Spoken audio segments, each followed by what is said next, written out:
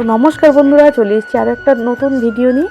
তো সম্পূর্ণ একদম অন্যরকম ভিডিও। দেখুন আজকে কি বিপদে পড়েছি। এই যে আমাদের বাড়ির মুরগি নিয়ে যাওয়া হয়েছিল দোকানে, তো দোকান থেকে ভালো করে কেটে পরিষ্কার করে আসবার কথা, কিন্তু দেখুন না কি বিপত্তি। মানে ওখানে দোকানেতে মানে মুরগির এখন ভাইরাস হচ্ছে, তার জন্য ওরা কাটছে না জানেন। তো মুরগিটাকে নিয়ে এইবারে কি করা যাবে, যাই হোক ছাড়িয়ে দিয়েছি। ছাড়াতে গেলে তো অনেক সময় লেগে যায় জানেন। আর এই যে দেখুন এইবার আমি কেটে ফেলবো মুরগিটাকে। ভালো করে ধুয়ে পরিষ্কার করে নিয়েছি, পালক টালক আছে নাকি দেখে নিয়েছি, নিয়ে এইবারে কেটে নেবো সুন্দর করে।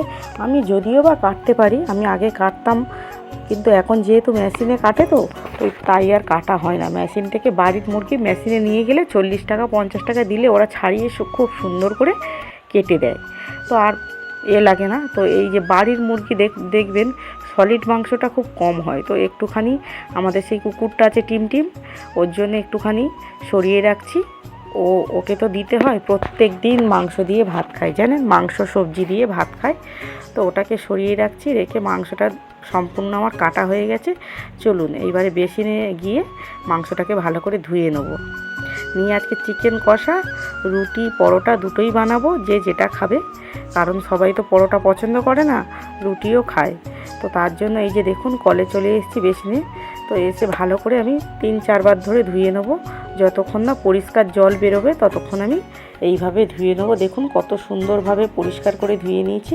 এই যে অনেকটাই তো হয়েছে, প্রায় 2 কেজি 2.5 কেজি চিকেন মাংসটা হয়েছে দেখুন। তো কিছুটা আমি সরিয়ে রাখছি ফ্রিজে, আবার অন্য একদিন রান্না করা যাবে। কারণ এতটা করলে যেহেতু রাতে তো কত আর লোক খাবে বলুন।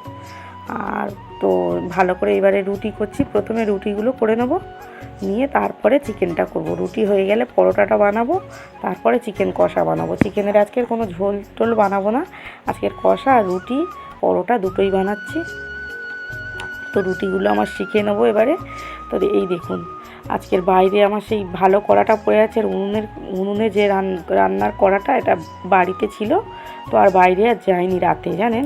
তো এখানে রান্নাটা করে ফেলি।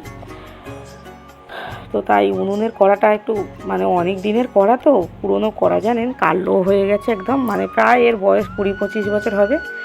তো এইবারে দেখুন মশলাটাকে ভালো করে কষিয়ে নিয়ে চিকেনটাকে দিয়ে টমেটোটা দিয়েছি। তারপরে আমি, আর আপনারা চিকেন কষা বলুন তরকারিতে বলুন যখন করবেন, পেঁয়াজটাকে ভালো করে ভেজে নেবেন, তারপরে আদা রসুনের পেস্ট দেবেন। তো দেখুন এই যে হয়ে গেছে কষানো, কত সুন্দর হয়েছে দেখুন, একদম মানে গ্রেভি নেই, হালকা আছে, যেহেতু পরোটা রুটির সঙ্গে খাওয়া হবে। তো এই যে দেখুন কত সুন্দর কালার এসছে। এবারে লাইটে তো অত ভালো বোঝা যাচ্ছে না জানেন, আর আমার মোবাইলটাতে অত ভালো বোঝাও যায় না জানেন। তো কেমন লাগলো ভিডিওটা কমেন্টে প্লিজ জানাবেন। আর আমি আজকের আটার পরোটা করেছি, আর আলাদা করে ময়দাও মাখিনি জানেন, আটার 3 কোনা পরোটা খুব সুন্দর লাগে। তো কেমন লাগলো প্লিজ ভিডিওটা কমেন্টে জানাবেন, আর সবাই ভালো থাকবে।